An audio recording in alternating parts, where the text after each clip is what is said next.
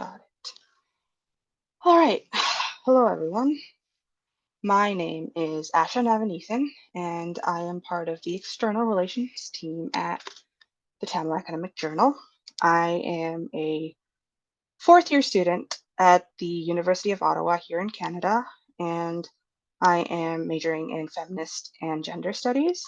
I also have another bachelor's degree in international development, and I hope to pursue a career in academic research, and I will be your moderator for this event.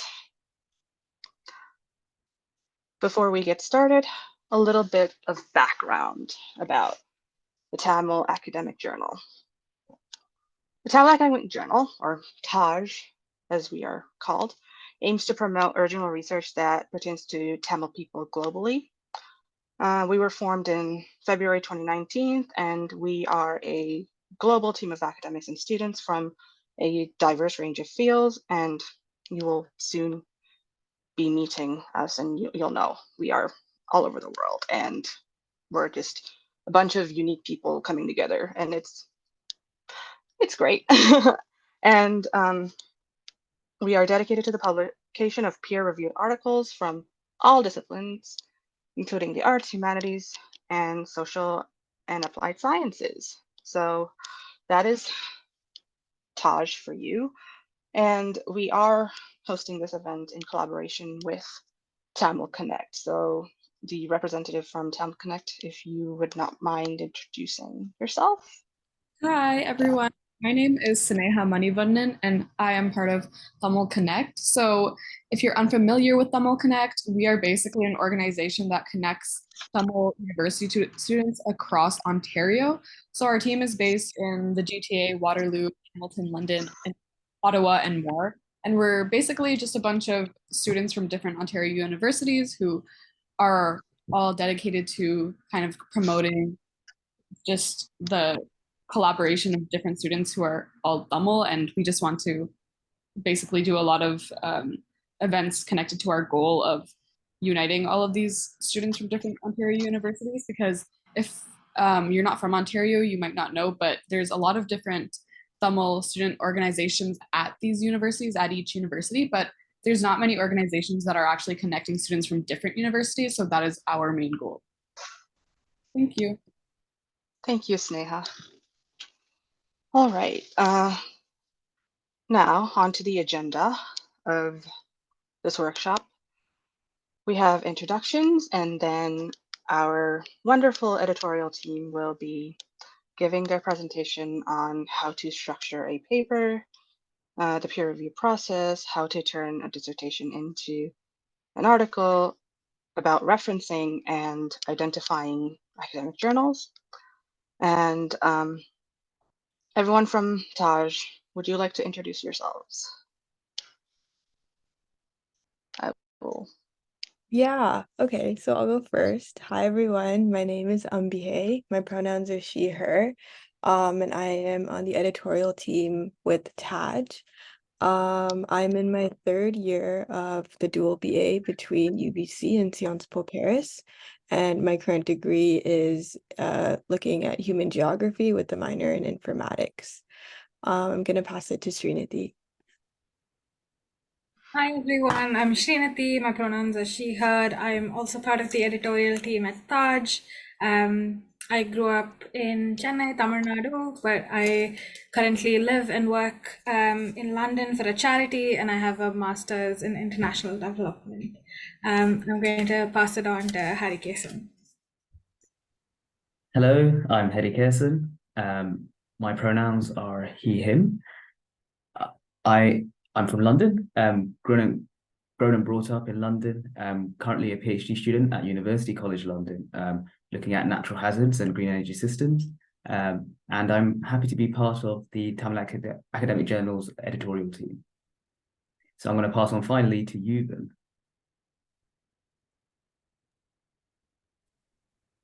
Hi everyone, I'm Yuvan. I'm in the field of religion and psychology, and I'm from South Africa, and also happy to be a part of the Tamil Academic Journal and happy to be here with you guys today. I can go next. Hi, I'm Miran. I'm in the editorial team at the Tamil Academic, no, the external relations team at the Tamil Academic Journal. And yeah, I have a master's in international economic policy and international political economy. And yeah, very happy to be part of TAD as well. Back to Asha. Thank you, Miran.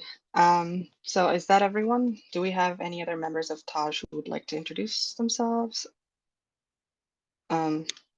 Okay, I think we can move along. Now that introductions are over, I will pass it on to Ambihay. Yeah. Okay, so we're going to start off with something a little bit more interactive just to get everyone started. Looking at the key elements of a paper and what goes inside of an article. So I've got a list of elements that go in a paper and they've been randomized. And what I'm going to give everyone a second to do is scan this QR code or go to menti.com and enter the code 66762330. And then once you're online, you'll get access to something that will let you rank the elements of the paper based on what you think the order should be. And then we'll be able to compare everyone's answers, and then maybe we can talk a little bit about why we chose certain things and what we think the correct order should be. So I see that there are 6 people, 5 people on the Menti. Does everyone see that first question?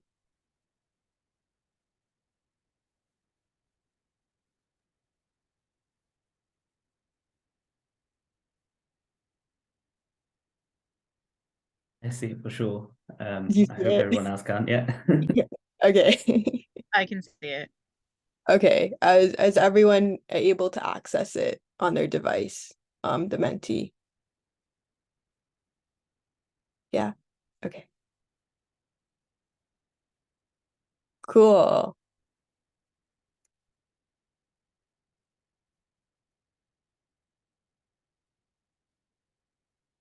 I'm gonna give it a couple more seconds.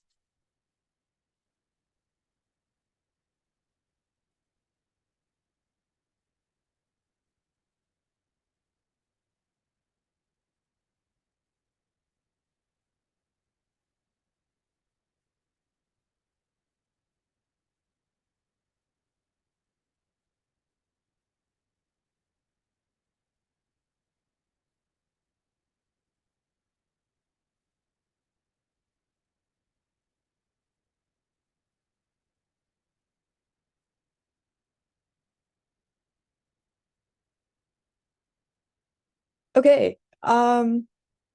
So basically how this Menti works is it takes everyone's rankings and it kind of aggregates them and it gives points based on how much you've ranked it and then puts it all in this what we see right now, but this might differ from what you originally put.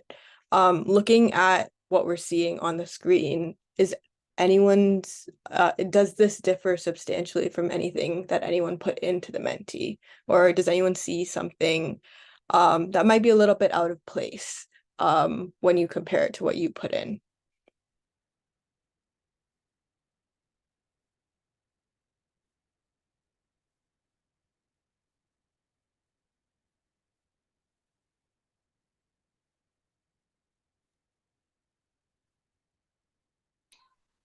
I'm not able to see what I put in after I put it in, but looking at the results, I don't think that was the order I put it in.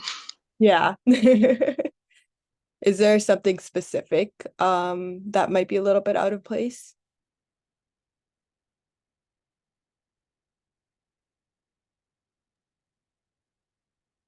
I had discussion as my first top choice Mm-hmm.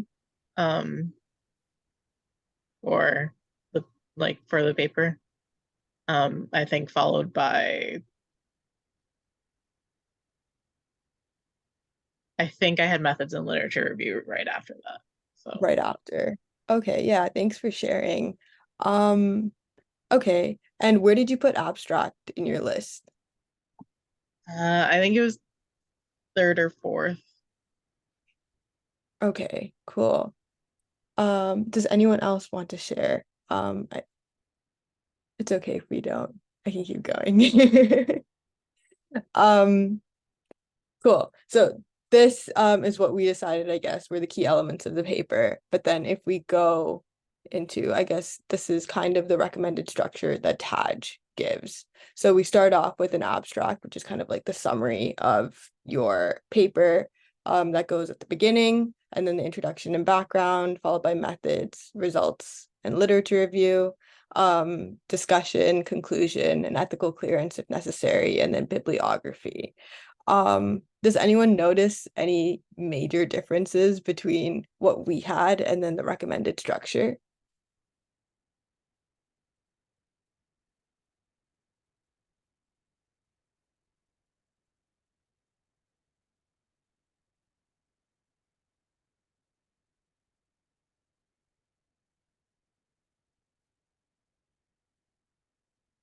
Something I'm noticing is like the placement of the abstract. I think it should come before literature review, but also perhaps the introduction should come first as well. That's something that I was surprised by. Is there something that other people are surprised by?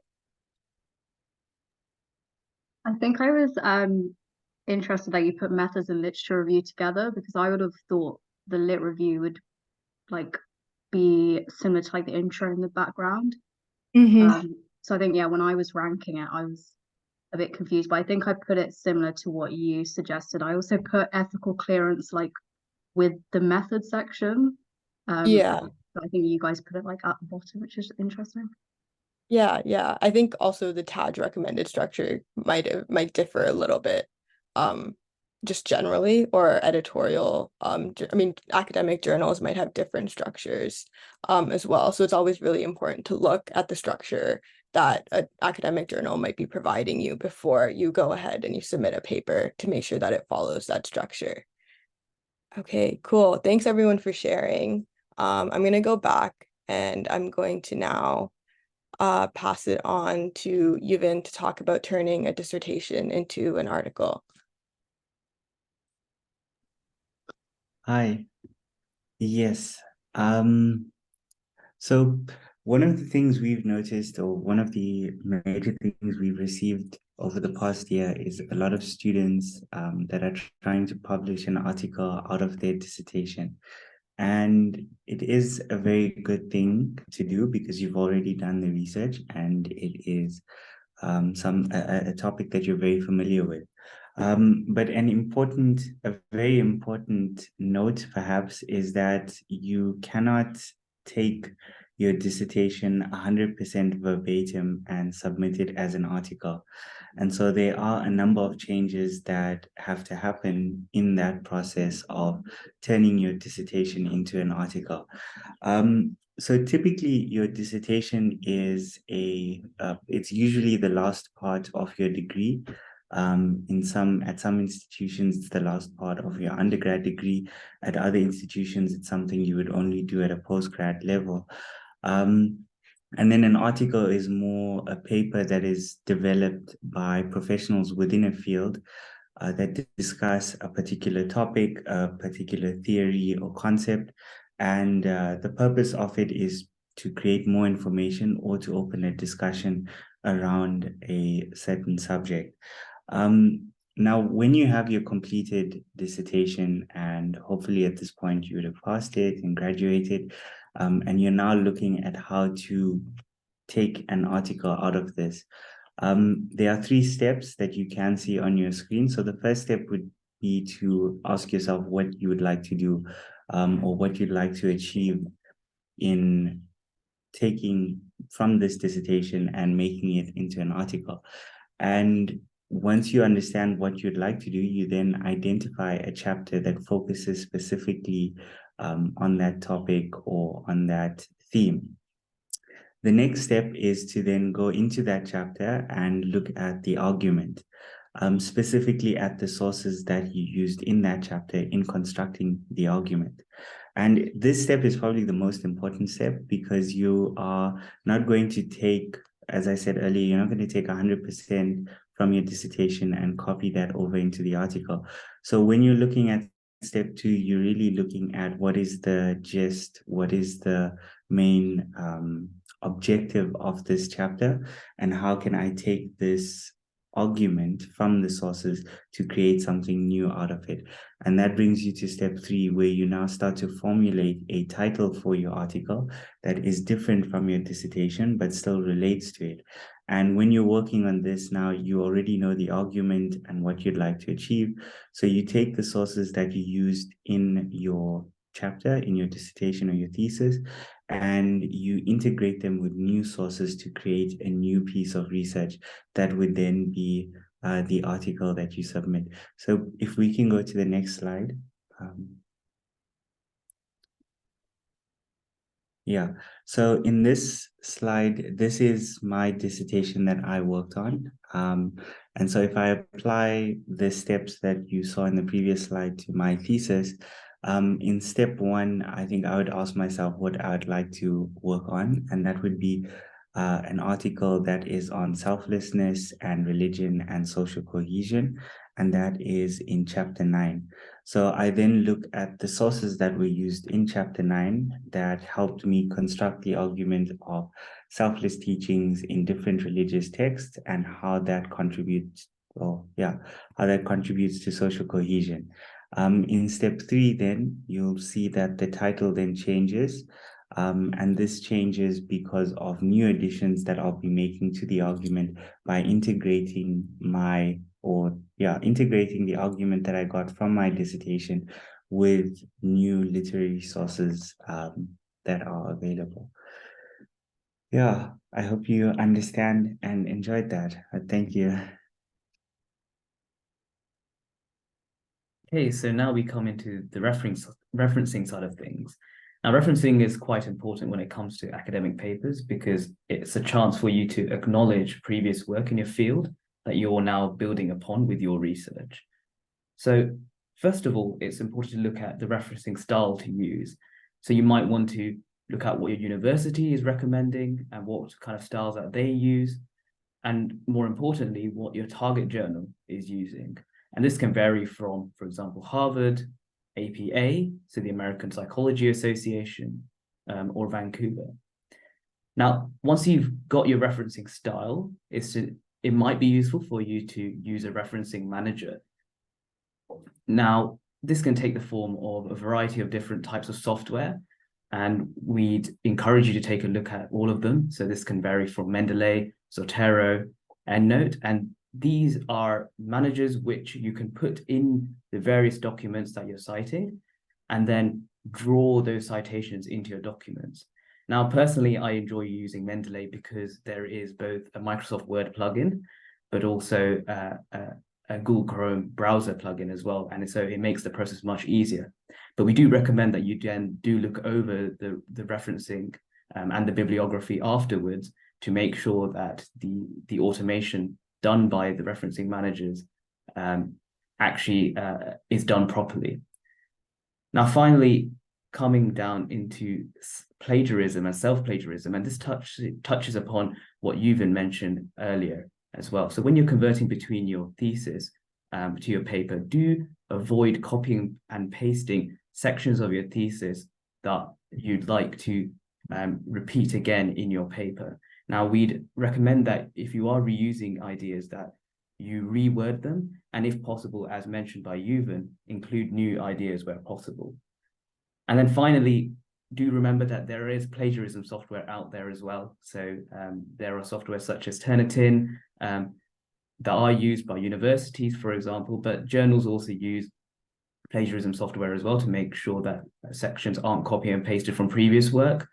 And now also in the advent of AI generated content from software such as ChatGPT, AI generated content is also being recognized by Turnitin and other plagiarism software as well. So yes, I think this is a bit of an overview from a referencing side of things. Great. So now everyone else from my team has shared all these tips. You have your paper that's all ready, and you now try and find an academic journal that you want to publish your work. So often you already kind of know which area that you want to publish in, and you find the journal that is appropriate. And part of our work as editors is the peer review process that's kind of central to publishing any article that comes into a journal. But as authors, when you go onto any journal's website, there'll be a section that says instructions for authors. So sometimes you might have to change certain things in your paper, like the referencing style, to meet the requirement of the paper. So once you submit your now perfectly ready article to the journal, it goes through the peer review process. So the editors usually anonymize each of the papers. This is to kind of reduce any bias that might be there during the peer review process. And it's then sent to academics in the CM field. So this kind of ensures that there's due diligence done, and any academic journal is publishing work that has been kind of checked, and people in the field are quite happy with the rigorous research that has gone behind it. So once we contact the editors, the comments come back to the authors, which the editors compile, and then authors can kind of choose to take in the comments, and sometimes you might see some of the comments not really sitting well with your aim of the paper, so you kind of see how you want to work around it. So as editors, when we start the peer review process, we try and find what maybe 2 peer reviewers would be the most appropriate for a particular paper. So we either look at people who've been working in the same field or people who use the kind of same research methods, and then we send out the paper. And finally, when the author's kind of taken into account all the comments from the peer reviewer and sent it back to us at the journal, we do our last kind of checks and proofreading, and now your article is kind of ready to be printed. So hopefully we've kind of given you a quick overview of pen to printing, and we are now open to questions, and I know we have some in the chat. So I think we could start with the first question, which was why copying thesis phrases is considered as plagiarism or wrong for a paper. Harikishan, do you want to take that? Yes, so from my perspective, and from the perspective of Taj, and generally when you're looking at publishing papers, so your thesis is a standalone submission, and it's a standalone document of its own, and it's a standalone piece of research, right? So then if you're copying and pasting from your thesis into your paper, it's almost repeating that research again and that piece of work again. So you have to almost treat your thesis like it's a separate research work of its own, even if it's written by you. It's the same way that you wouldn't copy and paste from a paper that you have written in the past into a future paper. Does that help, or does that make sense? Hi, can I just directly respond here? Yes. Is it okay? Thank you so much, Harry. I'm just wondering though, if your thesis is more of a literature review, so it's not necessarily research that you've gone out and done. It's not like you've gone away and done it yourself. I mean, I guess literature review is still research in a way. And you've not actually published that thesis, so no one has seen it other than your supervisor. How can you why can't I turn that into a paper without actually using the same phrases? Okay, so when you say that no one has seen it other than your supervisor, so has this been put out into the public domain, or has this been No, so it was published literally at just some- no, not at all. And has this been assessed by a committee by any chance? Literally just two academics who were assessing us for the end of the dissertation. Well, I guess that, so at this point, it does become a standalone piece of research work, I'm afraid.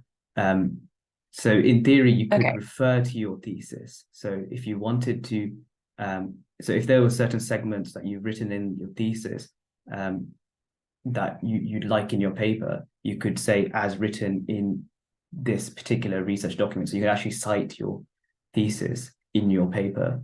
Does that help?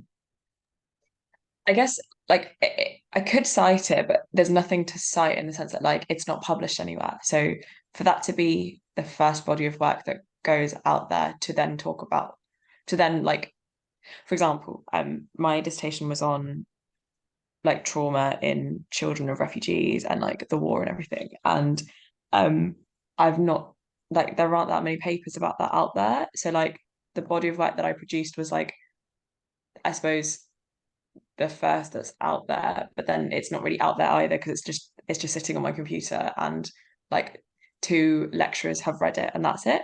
So for me to be able to put it out there, for me to then write further things where I can reference it, that's why I was just wondering, like, I can't necessarily cite it because it's not really a published piece of work, and it's not a PhD thesis that's sort of readily available.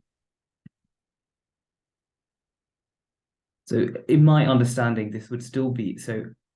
In my understanding, so these theses could still end up being in the public domain. So I know some universities do still put this out as an open publication.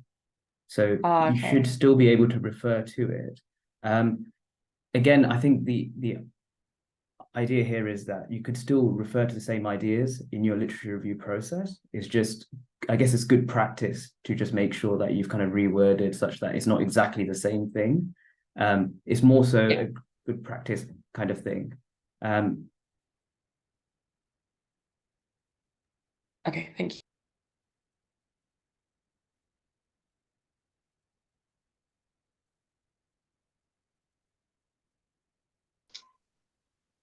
We do have a comment in the chat saying that you can cite unpublished work.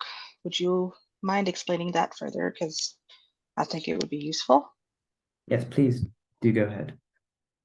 Yeah, thank you, it's Raj Kumar. Yeah, so when Divya asked a question whether her research or her work is not published, it's only in the academics.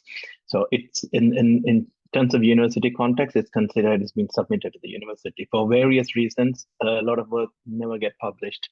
Some of them for sensitivity issues, some of them the ethical approvals not actually there to publish and all of that. But since you can refer to those, or you can cite those unpublished work as well, so it is accepted. So if it's your own work, it's unpublished, but it's been given to university for assessment, you can actually cite that. So nothing's stopping you citing that. Okay, thank you. And one more comment I just thought will be useful. I think most of the universities nowadays treat ethical approval as quite important. So any results, or even for your methodology, they do. You need to get some kind of an ethical approval at the beginning. So that's for institutions. So some institutions are not strict with that, but some universities are quite strict with the ethical approval at the beginning before even you start conducting any sort of surveys or quantitative or qualitative data gathering. Thanks.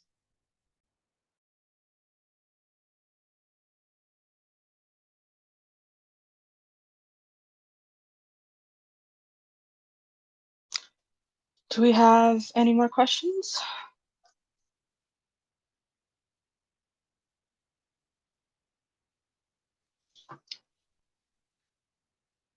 Okay, if Rajana, do you have a question? Yeah. Okay. So one of the questions lots of seasoned academics have posted to us. So what is so why not they actually can publish in other reputed journals? Why do they have to publish in TAG, Tamil Academic Journal? So how would you answer that question? Because everyone's goal is to publish in some mainstream academic journal. So can you just explain why it's important to publish in TAG, Tamil Academic Journal?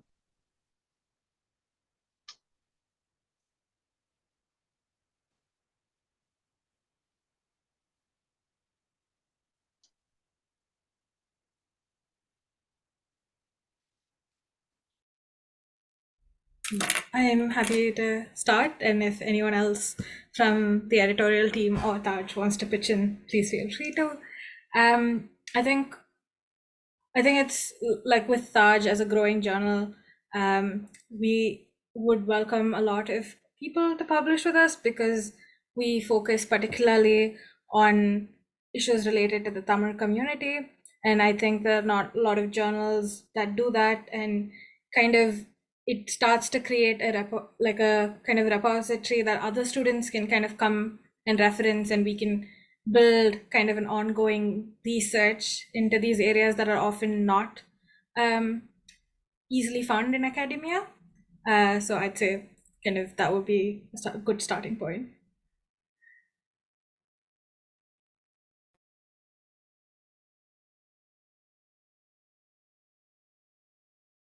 Sorry, Maren, I saw that you unmuted. Did you want to say something?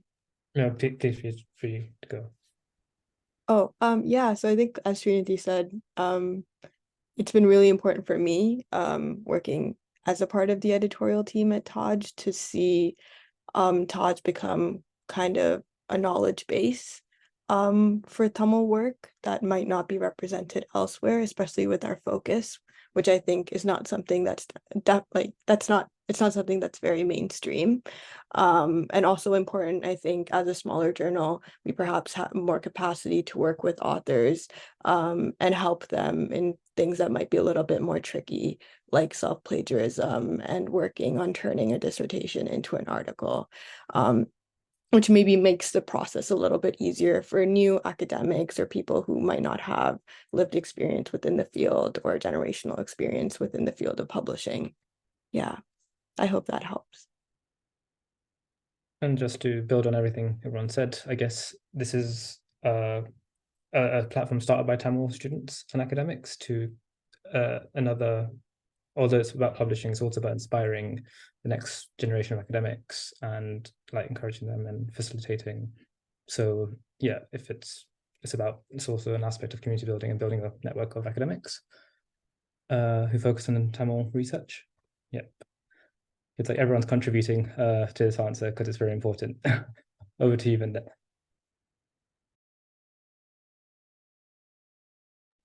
Sorry, did you say over to me or to someone else? To you, Vin, since you've got your hand up. Oh, okay. Yeah. Thank you. Yes, it is a good question. Yeah, sorry, I was just looking at one of the comments.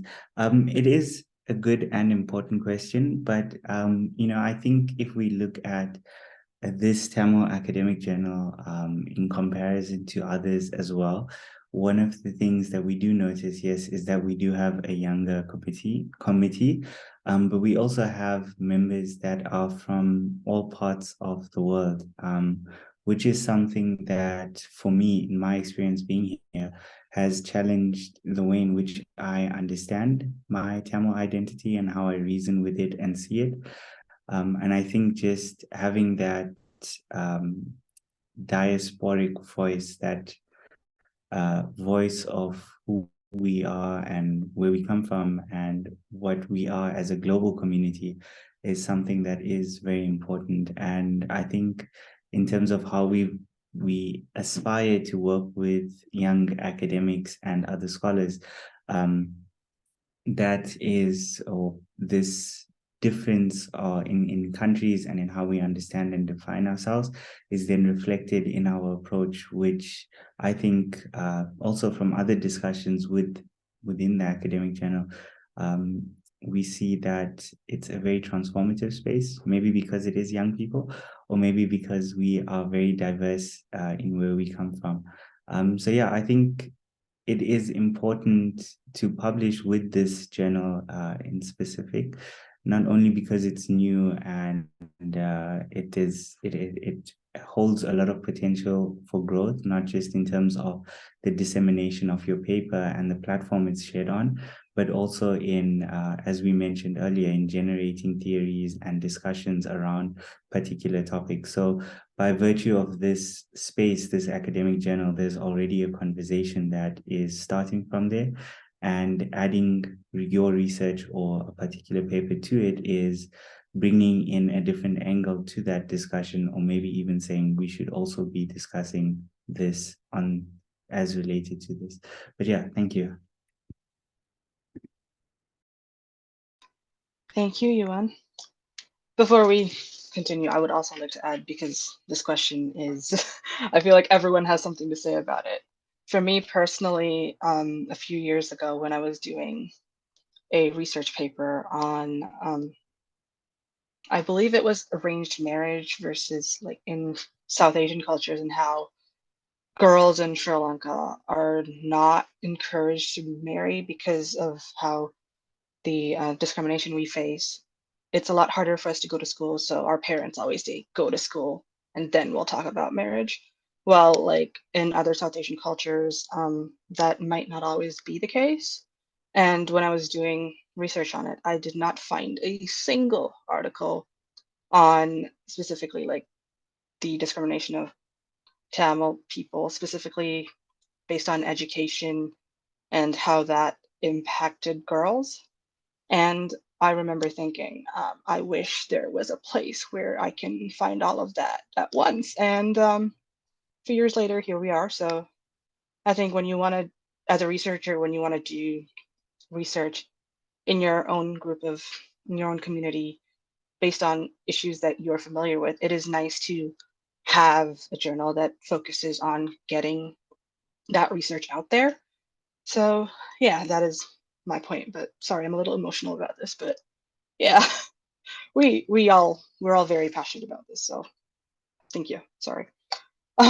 If there are no more questions, we do have a activity. Yeah, maybe I can take it from here. Yes, yes, Yeah. of course. So, I think just in the interest of time, maybe we skip the mentee and go straight to I like working with articles. So basically what this interactive part was for is to reinforce what we've learned throughout this event. So for the mentee, we would have identified journals, but I think what we're going to do now is Asha's going to break us into breakout rooms, and we're going to each get a article that's already been published, but based on the keywords and maybe a little skim through of the abstract, we'll try to identify a journal that we think that this article should be published in based on the keywords and the themes that are going on throughout that paper. And then we'll each identify one person from our breakout room to come back and share with us the journal that we picked and why that journal was picked specifically for that article. Does that sound good? Okay, cool. So I think Asha will put us into breakout rooms, and then she'll also send the list of articles into the chat so that we all have access to it. Give me one moment. I must do this manually, but we have an uneven number of people, so this is going to. Okay, I think this should be good. I am putting you all in breakout rooms now, and I will send the articles in the chat in a moment.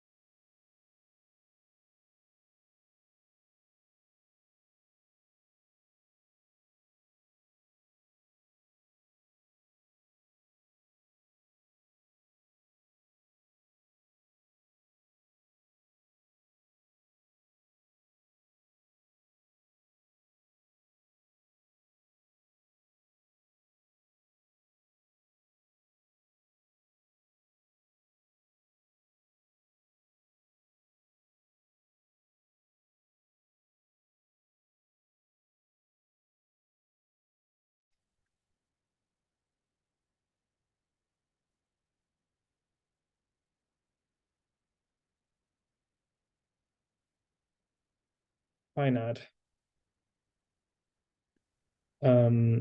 Seems like the others are still in the room, so let's try and call them back.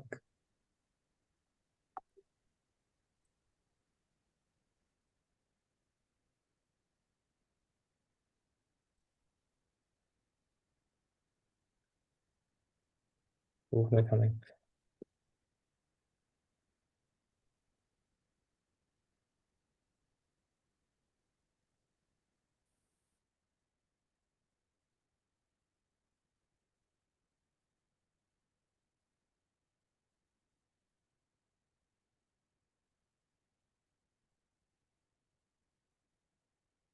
Yeah, I closed the rooms.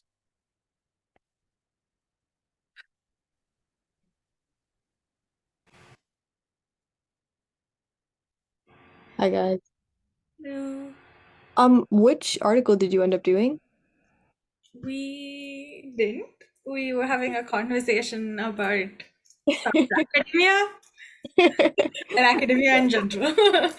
Okay. Because I did notice you were room 4, so like it probably messed up the thing. Hmm.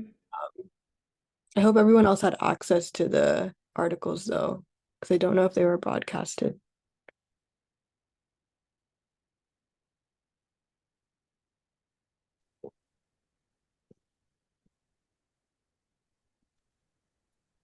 All right, welcome back, everyone.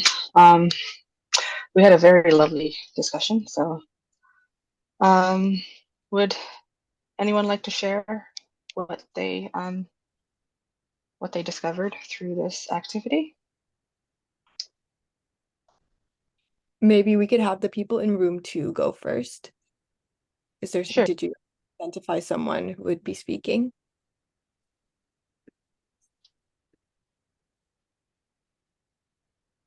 Yes. Why'd you pick my group first, Ambihe? Well, the first group was just me, Miran, and Sneha, so I thought maybe we'd start with someone. Okay. Yeah. Yeah, no, so it was Anita. Oh, is this me? I didn't realize what group we're in, by the way. So we did the first one, and oh, I didn't realize the keywords were there. But yeah, we just said we'd look for a journal article a journal that would focus on kind of those keywords of like women, LGT, kind of feminism, yeah, something specifically like around those keywords, but that we would kind of look in the larger scope of journals as well, because I think most journals do accommodate towards like a range of different studies. But we look at something that explores like women's rights kind of more focused. Yeah. Yeah, sorry, you were saying, did I interrupt you?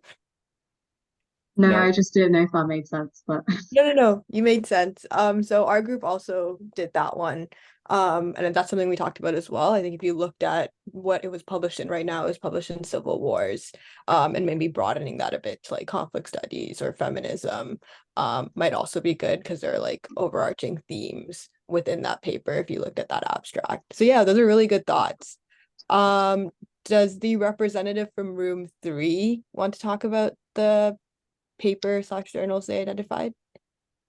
Unfortunately, we don't have a representative because we only just about had a chance to look at the abstract and have a bit of a light discussion on it. But does anyone in our group want to just give some of their thoughts from what they read, even if we don't have a chance to identify journals? So Shrisha, Minoya, or even Rajkumar.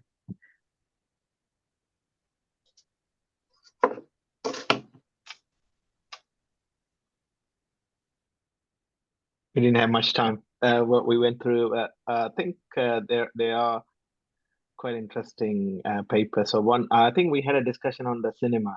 So mostly it can be taken into film.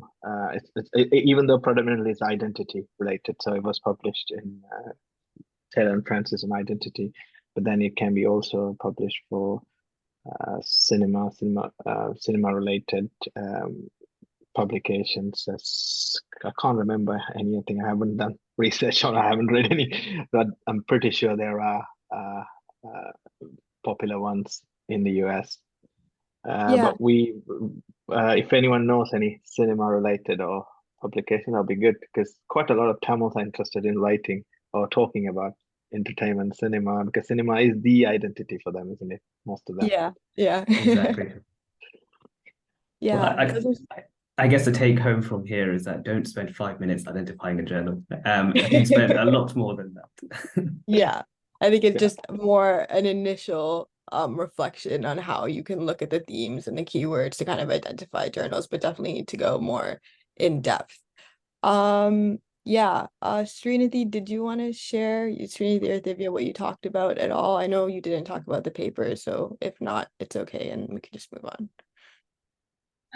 We were just talking more about how interesting it is to see kind of different things that have been researched by Tamil people, and you're like, oh wow, why hasn't or like how come nobody's spoken about this in an academic space before? And then kind of like the role of challenging, should it only be spoken in an academic space and what that kind of means. And then we also spoke a little bit more about the plagiarism kind of thing, and we were thinking through that a little bit more. I don't know if Divya has anything to share. I was just saying that this is such a useful talk that I really wish I had had in first year because I think it's quite hard to navigate it independently, like especially when you don't have anyone to ask. So yeah, I really appreciate it. And then we just spoke a bit more about like the plagiarism thing. Awesome. Yeah, thanks. That sounds like a really important conversation. Hi, Kason, were you going to say something? Yes, I think Minoya from our group just put in a comment saying how all three of these articles should, look into kind of more ethnic and cultural journals. And I guess, so especially when you're looking at it from a first look, so you're going to start now finding journals that look at kind of ethnic minorities potentially and kind of focus on kind of the sociocultural side of things. But yes, I think you would probably have to look into it more than 5 minutes to kind of find more specific journals for each of those papers. Yeah. It's great work, Minoya, there. Okay, great. Thanks so much for participating. We will move on and kind of end this with a final round of questions if anyone has anything, but if not, then maybe Asha can help us close. Yes. Any questions? Final thoughts, comments, concerns? Feedback is also welcome. Did you learn something? Anything? I guess just a bit of comments from the last exercise. We saw how interdisciplinary those papers were, and because they could fit into a range of different disciplines. And I guess that's a thing when it comes to like a Tamil academic journal where it's interdisciplinary and various disciplines can factor in and should be working together to solve or answer a question more holistically. Yeah. Anyone else? Okay, in that case, thank you so much, everyone, for participating in our workshop. Thank you. Okay, I hope you all have a good rest of the day, and yeah, it was very nice to meet you all.